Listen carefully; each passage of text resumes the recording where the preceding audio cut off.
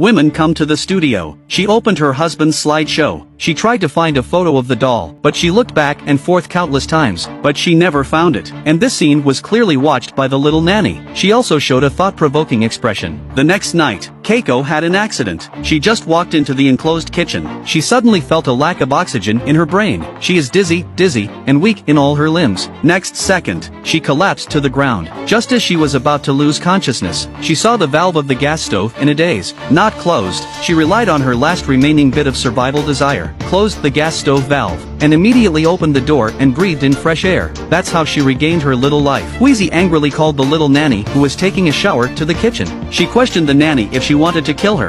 그게 끈 거니? 누굴 죽이려고 그래? 아, 이쪽으로 해야 꺼지는 거지?